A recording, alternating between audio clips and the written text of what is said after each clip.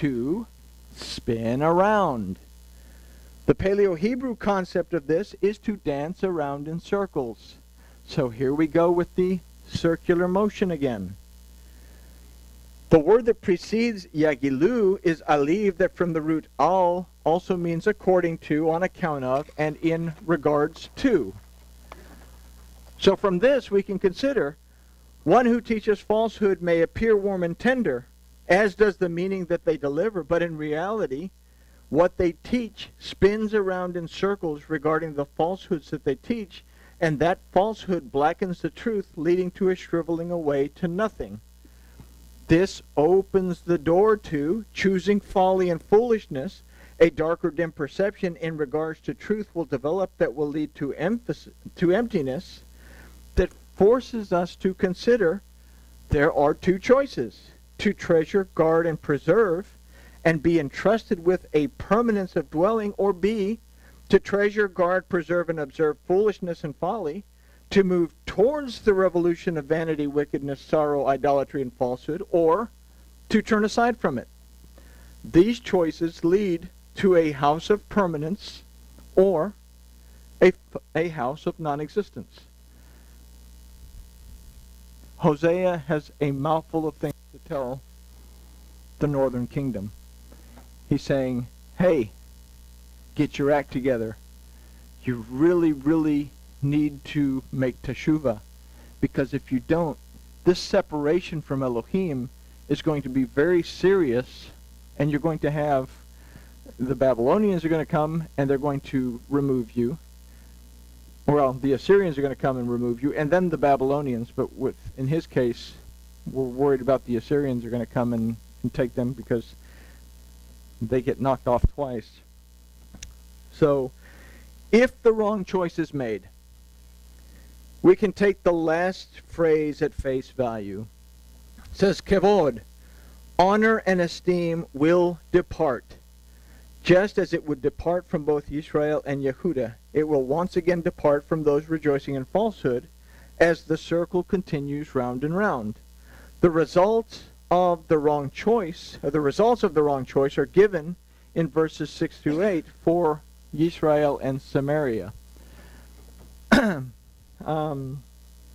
Verse 6 says, it also shall be carried to Assyria for a present to King Yarev. Yarev is a word that means something that's contentious, something that's always arguing. Ephraim shall receive shame, and Yisrael shall be ashamed of his own counsel. It's an interesting concept. I thought it was an interesting concept that it says Yisrael shall be ashamed of his own counsel. Because we look at things in the masculine tense and things in the feminine tense as two separate things. The feminine tense of things within Torah is referring to a spiritual type thing. You have Ish, man, and Isha, woman, that when Elohim split the atom in two, he split them into Ish and Isha. They didn't become Adam and Eve until about the 4th chapter. Up until that point, there were Ish and Isha.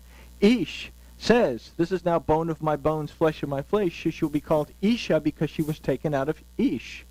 That Ish represents our physical worship, our ability to pray, our ability to study, our ability to build that relationship through these things that brings forth Isha, that brings forth the spiritual aspect that connects us to our Elohim. Why was Isha the one that was attacked in the garden? I say attacked. Why was Isha the one that was deceived in the garden? Ish was not present. If we don't have study, we don't have prayer, we don't have that physical union with our Elohim, then Isha is going to suffer. And what happens? We cannot back up anything with the Torah. Serpent says, did Elohim not say that you can't eat from that tree? She says, no, he said we can eat from the trees in the garden. But he said, of all the trees of the garden you may freely eat. So she removed some things from the Torah.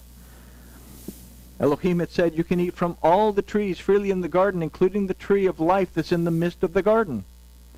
But Isha says, but we cannot eat from the tree that's in the midst of the garden, because on the day that we eat from it or touch it, we shall die. Well, he said, on the day that you eat from it, you shall die. And he said it was the tree of the knowledge of good and evil, not the tree that's in the midst of the garden. So, without study and prayer, we cannot defend ourselves against falsehood. Hoshea is the example when he was in the wilderness, and the Satan comes up and gives him the temptations.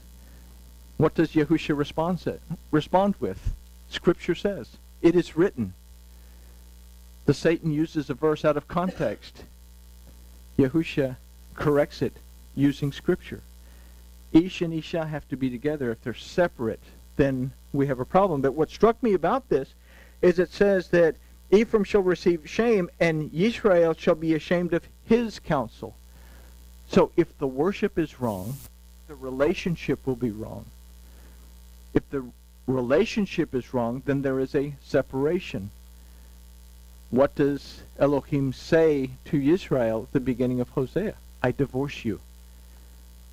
You are no longer my wife. I am no longer your husband.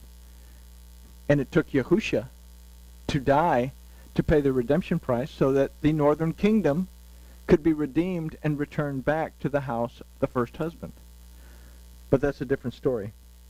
So, verse 7, as for Samaria, her king is cut off as foam upon the water. And it really doesn't take a whole lot of explanation. If you've been to the ocean, you see the waves come in, the foam is nice and pretty, and then it goes away real fast. It's gone. It says, the high places, verse 8, the high places of Aven shall be destroyed, even the sin of Israel. The thorn and the thistle shall come upon their altars. And they shall say to the mountain, cover us, and to the hills, fall on us. So, they want to commit suicide because they want all this bad stuff to happen. They want the mountains to fall. But we have this thing about the thorns and the thistles again. The thorns and the thistles are always surrounding the fruit. The thorns and the thistles are the falsehoods. Ish and Isha are placed outside the garden. He says, you're going to work the ground, but it's going to have a lot of thorns and thistles before you can get anything out of it. You're going to have to struggle to figure it out for yourself, and you're going to have a lot of deception. The Torah was given at a place called Sinai, that means a thorn and a thistle. That's surrounding the instruction of Elohim are thorns and thistles. We have to be able to understand why we believe what we believe. And we find that by reading the Torah and taking the Torah's point of view over what the rabbis and the Talmud and the Great Assembly had to say, or over what the church fathers had to say. If it goes contrary to the Torah, cannot be supported in the prophets, and cannot be supported by the words of Hoshea. If we don't know the Torah and the prophets, we probably shouldn't read the words of Paul, because Peter said, what Paul says is difficult to understand, and people are going to twist it up if they don't understand what he's talking about. Paul is making a very, very serious address to the northern kingdom. But if we don't understand the Torah and the prophets, we're going to miss that altogether. And that's a totally different study for a different time. But again, thorns and thistles represent falsehood. And it's falsehood that will overrun worship. The word for cover, or cover us, is kazunu, that from the root kasa means to be clothed in. The word for fall on us is niflu, that also refers to falling down prostrate in worship before something. So this word also refers to being judged. Mountains and hills, when we read these things in the Torah, usually represent division or separation. From the phrase, cover us and fall on us, we can consider that those who are deeply and emotionally happy that we're on the last page. Those that are deeply and emotionally attached to false worship will remain hidden from Yahuwah Elohim, clothed in falsehood, and bowing before it, separated from Yahuwah their Elohim until they are judged. What is Hosea trying to tell Israel? He's saying, dude, he's saying the same thing that Yahushua told the Samaritan woman. You worship what you don't know. We worship what we know because deliverance, redemption, restoration comes from the Yehudim down here in the South Kingdom. Make teshuvah. Throw away your golden calves. Fire your Levites and start worshiping the way we did. Hizkiah, who tried this, he said, we have really messed up. We can't have Passover in the first month.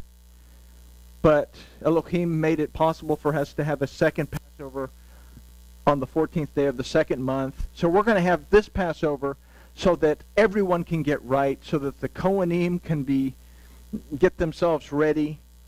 Send an invitation to the king of the northern kingdom and tell him and the people that we are having a second Passover. Tell them to come down and let's make things right. Very few people came from the northern kingdom. It says that the king rejected it altogether. So Hosea is saying, make teshuvah. You don't know what you're doing, and it's going to cause a lot of problems for you. You're going to remain hidden from your Elohim, and ultimately you're going to become not only separated from Elohim, but you're going to be separated from the land that he's given you. And it would take Yahushua and a little boy that had 5 loaves and 2 fishes to help us understand that Yahushua was making a way, that he was able to collect the fragments from amongst the crowd, the fragments of the lost children, the lost sheep of the house of Israel, and once again fill the 12 baskets, and that's what Yahushua came to do. But they could have done it right here, right away. All they had to do is make teshuvah. So, this study has presented this critical idea among others. There are 2 choices, and this, if you don't take anything else away from it, consider this. There are 2 choices: to treasure, guard, and preserve, and be entrusted with a permanence of dwelling, or B, to treasure, guard, preserve, and observe foolishness and folly, to move towards the revolution of vanity, wickedness, sorrow, idolatry, and falsehood, or to turn aside from it. These choices lead to a house of permanence or to one of non-existence. So we'll simply finish with the question, which house do you choose? And we'll end it with grooviness has been achieved.